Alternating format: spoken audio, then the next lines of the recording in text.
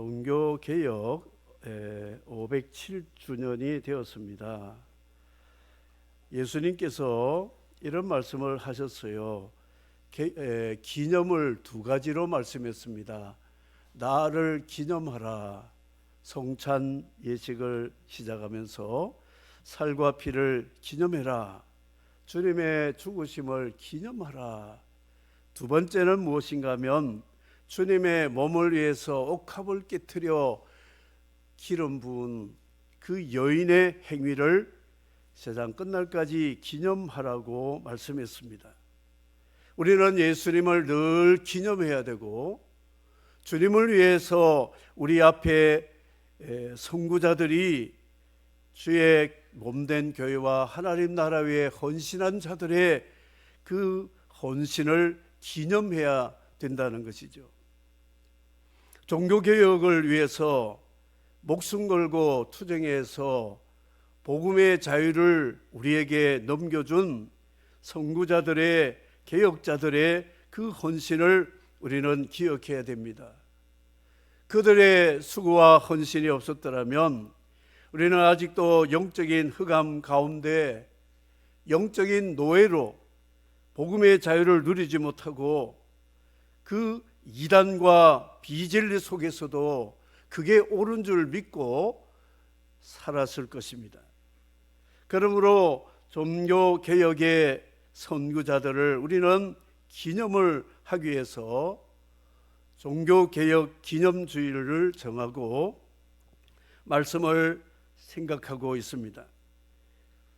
종교교육자들이 개혁을 할 때에 세계 정세가 어떻게 되었는가 하면 교회 안에서 진리와 비진리 투쟁하며 교회의 부패를 책망하고 하나님의 진리로 영광을 위해 존재하는 교회가 아니고 그리스도의 고난에 동참하는 교회라는 노 크로스, 노 크라운이라는 이 원리를 가지고 헌신하는 이 개혁 운동이 일어났을 때 이슬람들은 동진하고 남진을 했어요. 그래서 이슬람들이 인도에 가서 무굴 제국을 세우게 되어가지고 이슬람과 인도의 힌두하고 융합이 되었어요. 그래서 인도에 가서 보면 건축물을 보면 이슬람과 힌두 문화가 혼합이 된 것을 볼 수 있습니다. 그리고 이슬람의 이 세력이 오스만 제국이 동진, 남진 하면서 서아시아, 아프리카, 그 심지어는 말레이시아 섬까지 와서 이슬람 세력을 확장을 시켰습니다. 그리고 콜럼버스가 신대륙을 발견을 했고 엄청난 선교의 기회가 열렸지만 교회가 타락하고 이것을 개혁하려고 하는 영적 전쟁을 하는 사이에 선교의 기회를 놓쳐버렸습니다. 이슬람들이 다 세계를 지금 정복해가고 오히려 유럽을 복음을 목을 조는 그런 위기인데도 교회는 안심하고 타락하고 그렇게 했다는 것이죠. 종교개혁자들은 이런 것을 알았습니다.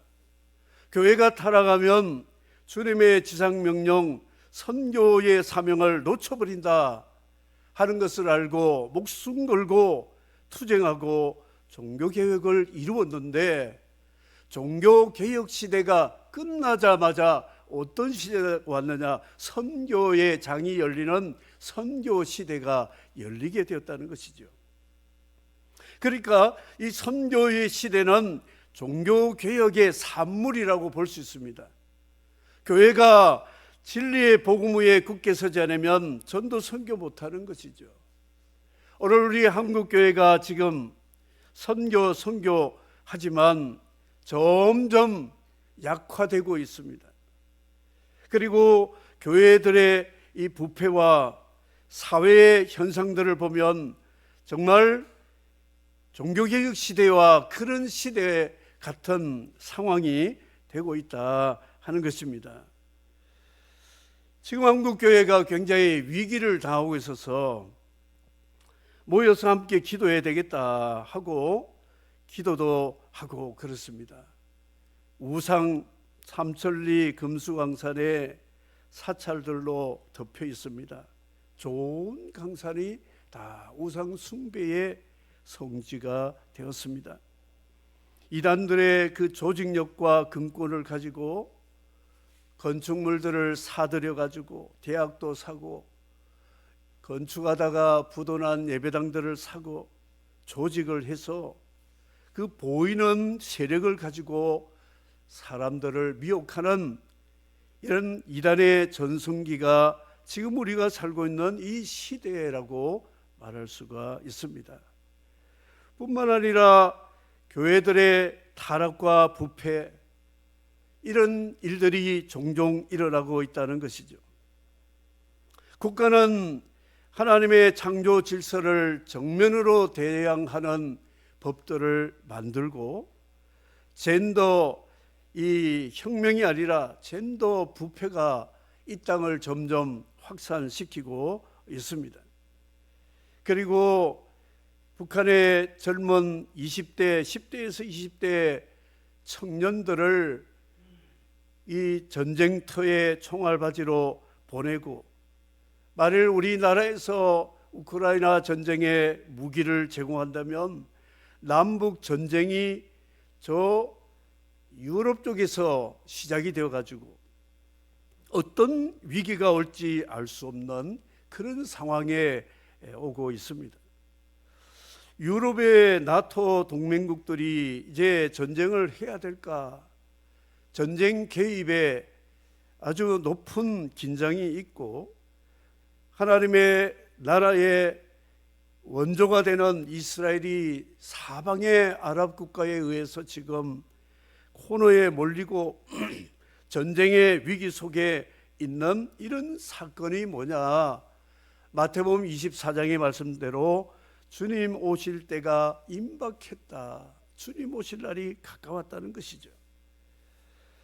베드로가 요한의 죽음에 대해서 궁금해서 저 친구는 어떻게 임종을 맞을 것 같습니까? 했더니 주님이 이런 말씀에 신경 쓰지 마라. 요한은 요한대로고 너는 너대로 사명이 있으니까 너는 나를 따르라 그랬습니다. 지금 세상이 이렇게 복잡하고 나라가 이렇게 복잡해도 오늘 우리는 기도해야 되지만 거기에 너무 매여서는 안 된다는 것이죠. 예수님 시대, 사도 바울 시대에 로마 제국이 우상 황제 숭배를 강요하고 교회가 핍박이 들어오고 토굴에서 카타콤에서 예배드리는 그런 상황에도 기죽지 않고 그 황제 숭배 투쟁하고 로마 제국을 정복시키기 위해서 칼을 뽑지 않았습니다. 그들은 그대로 내버려 두고 우리는 주님의 지상명령대로 땅끝까지 복음 전해야 되겠다 하고 사도들이 또 제자들이 땅끝까지 복음 전하는 일에 생명을 바치고 복음을 전했다는 것이죠. 그 중에 한 사람, 사도 바울 한 사람이 로마가 세계를 정복했지만 바울은 그 뒤를 따라다니면서 복음을 전해가지고 아시아, 유럽, 아프리카, 중동 세계의 복음을 전하는 일에 한 사람이 이렇게 하나님 앞에 쓰임 받았다는 것과 그가 감옥에서도 옥중서신을 쓰고 성경을 써서 오늘 우리에게도 이 복음이 서신을 통하여 확고히 분별할 수 있는 말씀이 되었다는 것을 우리는 기억해야 될 것입니다. 그래서 너무 우리는 세상 사회에 대해서 기도해야 되지만 우리의 할 일을 놓치면 안 된다는 것이죠. 종교 개혁자들이 개혁을 할 때에 타 종교들이 세계를 덮어갔습니다. 그래서 원나라가 몽골을 정복했을 때 명나라가 원나라를 또 정복해가지고 한나라를 세웠잖아요. 이것이 뭐냐면 여기 지금 복음을 땅끝까지 전해야 되는 그 상황에 다른 복음들이 더 왕성하게 되었다는 것입니다. 그러므로 우리는 오늘 이 에베소서의 말씀은 감옥에 갇힌 사도 바울이 이제 나는 전도 선교도 못하고 교회 목회도 못하고 나는 이 감옥에서 죽을 날만 기다리구나 하고 낙심하지 않고 그런 하나님 부르시는 그날까지 펜대를 잡고 감옥에서 할 일은 내가 글을 쓸 수 있다. 편지를 써서 보내고 사람을 오면 만나고 보내고 하면서 감옥에서도 목회 다 했고 선교 다 했고 성경 기록하고 그래서 그런 자기의 사역 마지막 사역에 대해서 이렇게 표현한 말씀이 뭐냐면 사슬에 매인 사신이다. 굉장히 저는 에베소서를 읽으면서 이 단어가 필히 꼽혔어요. 사슬에 매인 사신. 아니 사신이라면 외교 사절입니다. 한 나라의 대표자가 그 나라를 방문하면 외교 친선 사절하게 되면 VIP 영접을 받고 최고의 환영을 받으면서 고위 회담을 하고 그렇게 한다는 것이죠. 그런데 외교 사절 같은 사신이 사슬에 매여 있다는 말은 아이러니한 말입니다. 그런데 주님은 그를 감옥에 보내고 사도를 보내는 그곳마다 성령을 함께 보내셔서 보이지 않는 역사를 이루어 주심으로 바울 사도는 갇힐 때나 자유할 때나 복음을 땅끝까지 전해서 로마가 무력으로 정복하기 위해서 길 닦고 정복한 식민지에 정치 제도를 만들고 야만족들을 문명인으로 만드는 그 길을 닦은 뒤를 따라가면서 복음을 전해가지고 마지막 로마까지도 복음으로 정복하게 되고 로마 제국을 복음화시키는 일에 한 사람 사슬의 메인 사도 사신 이분에 의해서 세계가 하나님의 복음화가 되었다는 것을 자신의 고백을 통하여 우리에게 말씀하고 있습니다. 그런 만왕의 왕의 사신이다. 이런 자부심을 가지고 기죽지 않았습니다. 한 나라에 가도 나라의 사신을 보내면 그 나라 지도자들하고 대화를 할 때 전쟁할 거냐 화친할 거냐 결단하라고 기회를 줍니다. 사전 통보합니다. 아니 우리는 당신 나라하고 화친 못할 거야. 그러면 이제 전쟁이 시작이 되는 거죠. 그래서 상대 국가의 의중을 떠보기 위해서 사신을 보내가지고 전쟁과 화친의 결단을 내리도록 보내는 것이죠. 사도 바울은 만왕의 왕이신 주님의 사신이 되어가지고 이 나라, 이 민족, 이 마을, 이 도시에 가서 복음을 받아라. 십자가의 복음을 받아라. 예수 그리스도만이 너희들의 주가 되고 구원자가 되니 주님을 받으면 생명과 행복이 보장되지만 복음을 받지 않으면 저주와 사망이 당신들에게 있을 것이요. 이런 최후 통첩 비슷한 사신의 역할을 하기 위해서 그는 발이 닳도록 다녔던 그였고 이제 발이 착고에 매이니까 그런 그를 통하여 하나님의 복음을 전했다는 것을 보니까 사도 바울을 보면 못 말려. 이 사도 바울 말릴 수가 없는 거예요. 복음의 능력이 그 속에 화산처럼 폭발하는데 어떻게 가만히 있을 수가 있겠습니까? 영적 전쟁 창세기서 계시록까지요. 전쟁사로 읽어보면 성경은 전부 전쟁사입니다.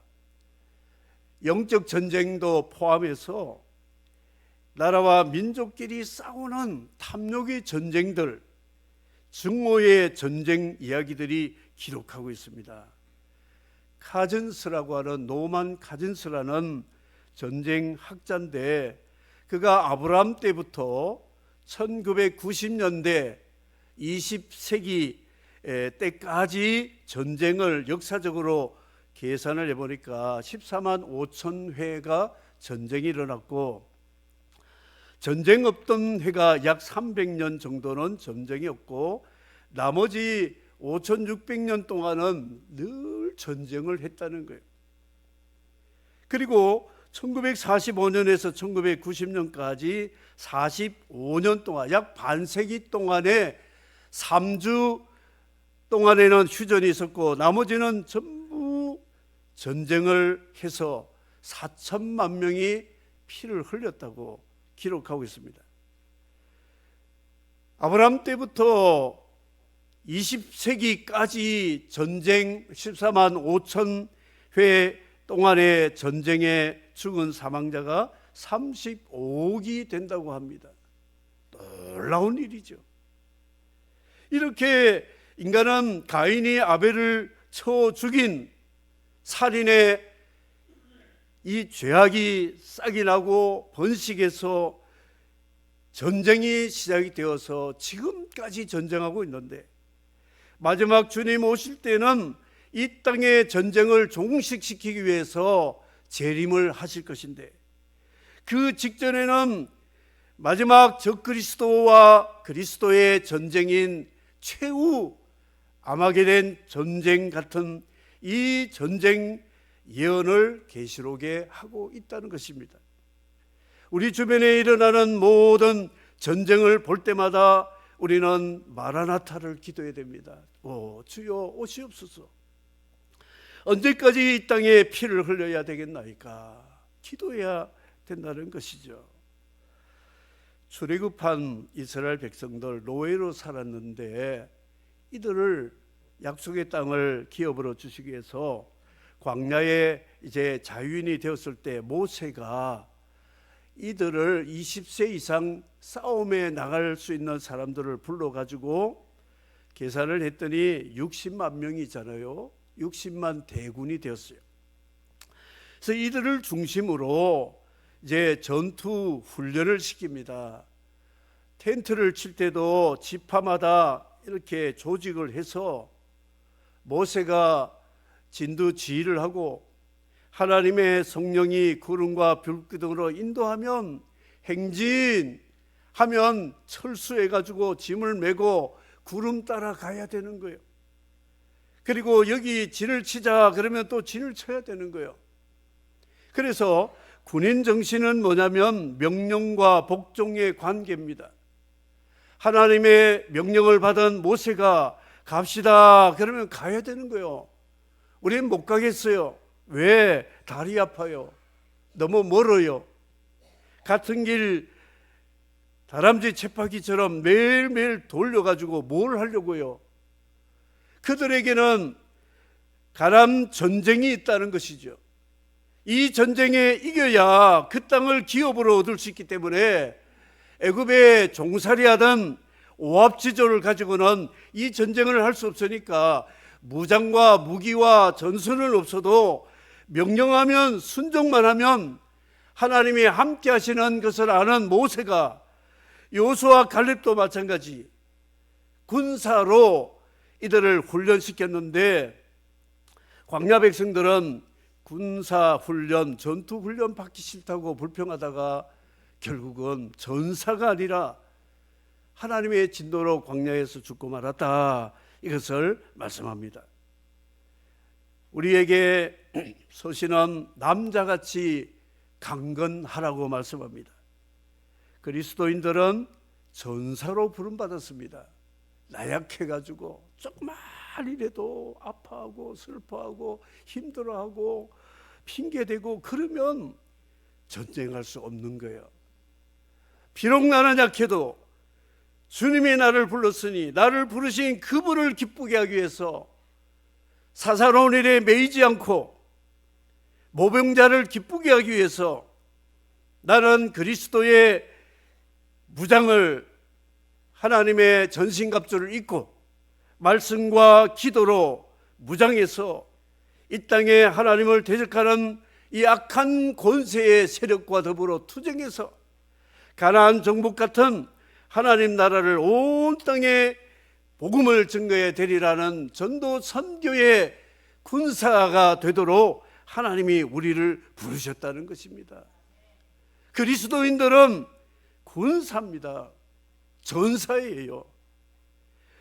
현대 그리스도인들은 너무너무 약합니다. 조금만 힘들어도 못 사는 거예요. 그래도 우리 최소 반세기 전에 살았던 우리 선구자 부모들의 세대는 죽고 배고파도 헌신적으로 봉사했습니다.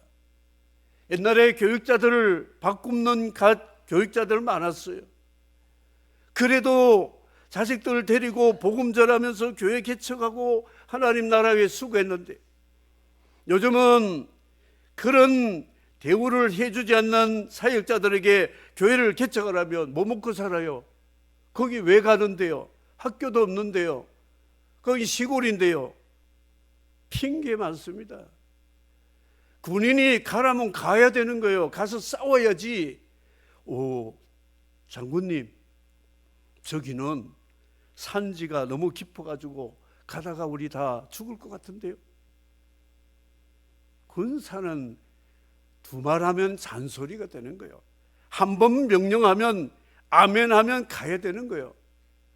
사랑하는 성도 여러분, 주님이 우리의 대장으로 명령하시면 아멘하고 나아가시기를 주의 이름으로 축복합니다. 생각 좀 해보고요. 상황을 좀 보고요. 오늘 날씨 굳은데요. 내 몸이 지금 허리도 아픈데요. 의가서 제대시켜야 돼요.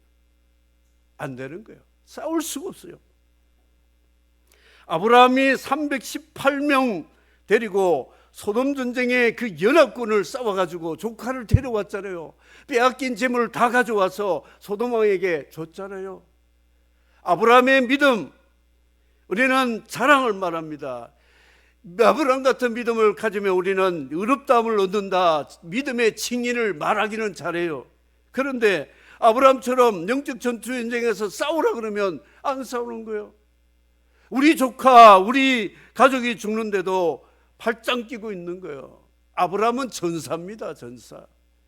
그가 뭘 싸움 잘해서가 아니라 하나님이 함께 하시는 것을 믿기 때문에 전사가 된 거예요. 다윗 왕 되기 전에 목동이지만 하나님의 이름이 명예가 실추되고 하나님의 백성들이 저렇게 군인 정신이 없는 사울의 군대를 보고 열받아가지고 물맷돌 하나 가지고 만군의 여호와 이름으로 골리앗 쳐부시고 블레셋에서 해방시키니까 하나님이 그를 기뻐 왕으로 세웠는데, 다윗 왕이 되었을 때 하나님을 예배하는 왕국으로 만드니까 주변의 국가들이 다 조공을 바치고 무릎 꿇고 백전백승한 전사요 전승 장군이 바로 다윗이었습니다. 우리 시편을 보니까 다윗은 문학적인 소년이구나. 목동일 때 피리 불면서 그냥 들판을 보면서 시를 지었구나. 천만에요. 다윗 자기 양을 빼앗아갈 때 그 사나운 맹수와 더불어 싸워가지고 양을 건지는 그런 자였습니다. 여호수아 갈렙, 85세 갈렙이 이제는 은퇴하고 이제 천국 갈 준비해야 되는데 오히려 산지 아낙조선과 싸워서 그 땅을 정복해서 헤브론 수도를 만든 하나님의 용장이 그분이었습니다. 사도 바울, 그의 영적 전쟁 말로도 할 수 없습니다. 하나님이 그에게 영권, 영력을 주셨고 체력을 주셨고 재물, 경제력도 주셔가지고 세계 선교하는 일에 하나님이 그 한 사람을 귀하게 사용했다는 것을 보면 하나님의 나라는 군인 정신이 있어야 됩니다. 사랑하는 성도 여러분, 모두가 예수 그리스도의 군사가 되기를 주의 이름으로 축복합니다. 군인이 감기 들렸다고 소집에 불참합니까? 집합하면 가야 되는 거예요. 어떤 상황도 이길 수 있는 그리스도의 군사, 믿음은 만사 해결됩니다. 믿음을 가지면 다 감당할 수 있는 힘을 주는 거예요. 미리 보고 겁을 내는 열 정탐꾼 보세요. 우리는 메뚜기다, 저들의 밥이다. 씨름 못하는 애들은요, 삿바 잡자마자 누울 자리 본다 그러잖아. 아유, 저기 내가 누워야 머리는 안 깨지겠지. 그러니까 맨날 밀리다가 그냥 업어치기 한 방에 그냥 팍 쓰러지잖아요. 이길 선수는 삿발을 잡자마자 요놈을 어디다가 무너뜨릴까, 엎드릴까 하다가 한 방에 넘어뜨리잖아요. 그리스도인들은 그런 군사가 되어야 된다는 것이죠. 우리 종교개혁자들 편안하게 태평가 부르는 사람이 아닙니다. 독일에도 스위스에도 그리고 체코에도 영국에도 그 위대한 선구자들의 삶은 그 좋은 대학 총장이고 교수고 지위가 아주 보장된 그 자리에서도 성경을 번역하고 진리를 깨달으니까 그 엄청난 권세 앞에 물맷돌 같이 집어 던지는 개혁을 해서 순교의 피를 흘렸지만 우리에게 이 자유의 복음을 전가해 준 놀라운 이분들의 사역은 마리아와 같이 예수님이 기념하라고 그랬어요. 기억하고 기념하라. 기억해야 됩니다. 그래서 우리도 이 시대에 앞으로 어떤 환란이 올지라도 이런 믿음을 가지고 살아야 되겠다. 이런 강력한 그리스도 군사의 정신을 가지기를 주의 이름으로 축복합니다. 크루세이더라고 그랬잖아요. 십자가 군병, 십자군 전쟁. 교황 우르반 2세가 자기 교권과 그리고 정치 권력을 묶어가지고 최고 권력을 잡기 위해서 이 어리석은 성직자들과 성도들을 미혹해가지고 이 전쟁, 이거는 하나님의 전쟁이다 해서 예루살렘 성지 순례하던 사람들이 이슬람에 의해서 핍박을 당하고 어려움을 당하니까 저 성지를 탈환해야 된다. 그래서 이슬람과 기독교의 전쟁이 십자군 전쟁인데 이들이 다 십자가 심벌을 옷에다가 모자에다가 다 새기고 방패에도 십자가, 그래서 십자가 군병이다 이런 말이 나왔습니다. 그런데 이 전쟁에 보내는 조건이 있는데 너희들이 예루살렘 탈환하고 이 십자군 전쟁에 승리하면 속죄표를 준다. 천국 가는 일에 죄 사함을 받는 속죄표를 그냥 돈 안 받고 준다는 거예요. 그리고 동방에는 보물이 많으니까 그 십자군이 원정 갈 때에 주변의 국가들을 정복해 가면 그들이 가진 땅과 재물들을 너희들이 다 가질 수 있다. 11조만 내라. 그런 거예요. 그리고 너희들 신분이 어떻든 십자가군 기사로 나가면 신분이 우리나라 말로 양반으로 만들어 주겠다. 이렇게 제안을 하니까 어중떠중이 너도 나도 신앙도 없는 사람이 전쟁에 나가서 200년 동안 8번 원정을 했지만 다 실패했어요. 교행의 권위가 땅바닥으로 떨어졌고 오히려 왕권이 강화되었고 무역이 발달하면서 문화와 경제가 발달되므로 복음이 들어가지 않았어요. 잘 먹고 잘 사는데 아무 걱정이 없는데 왜 예수 믿겠느냐? 십자군 전쟁의 결과가 선교 제로였어요. 오히려 복음의 길을 막았다는 것이죠.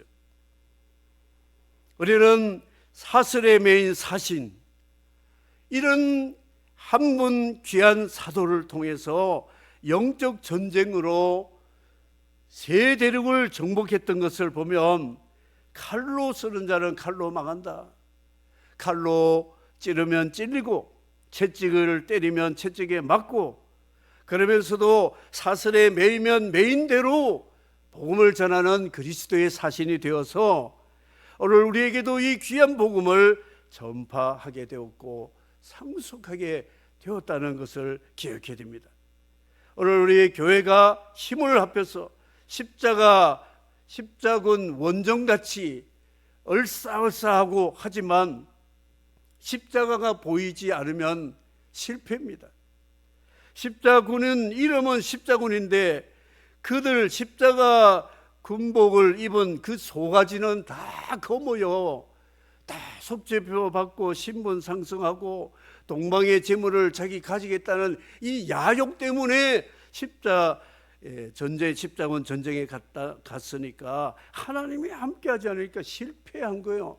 실패도 보통 실패가 아니고 오히려 그것 때문에 이슬람과 원수가 되었잖아요. 그래서 이슬람들은 기독교만 보면 죽이려고 하는 거예요. 왜냐? 그들의 그때 많이 죽었기 때문에. 기독교인들은 살인자다 이렇게 오해를 하게 된 것이. 역사를 보면 참 안타까운 일들이 많다는데 그걸 아직도 우리는 답습하고 있고 또 그렇게 하면 안 된다는 것이죠. 사슬에 매인 사신, 에레미야서를 묵상하면서 그런 사슬에 매여서도 목을 비틀어도, 죽어가는 닭도 목을 비틀어도요 꺾여하다 죽는 거예요. 죽어도 소리를 지릅니다.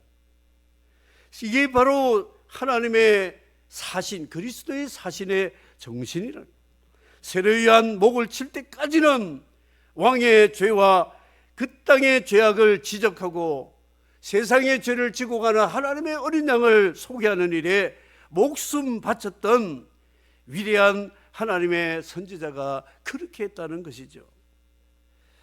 마지막으로 에베소서에 하나님의 은혜가 너희들에게 있을지어다. 우리 주 예수 그리스도를 사랑하는 자는 은혜가 있을 것이다.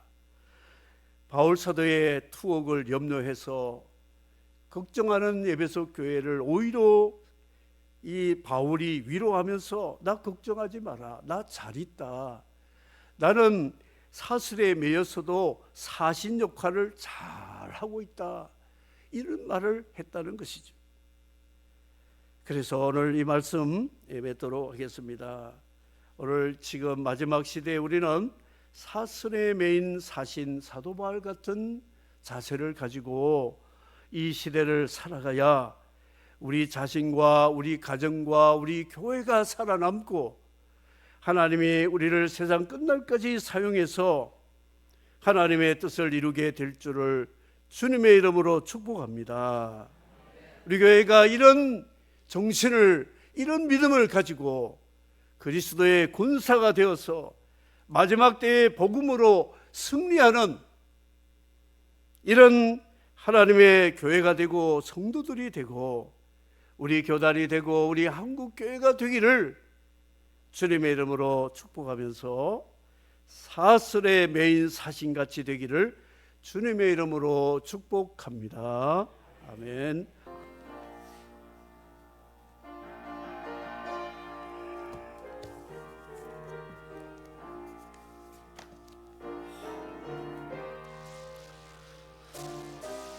주 하나님 독생자 두 손을 들고 부르겠습니다. 주 하나님 진짜 아낌없이 우리를 위해 보내주셨네. 십자가에 피 흘려 죽으신 주 내 모든 죄 대속하셨네. 주님의 높고 위대하심을 내 영혼이 찬양하네. 주님의 높고 위대하심을 내 영혼이 찬양하네.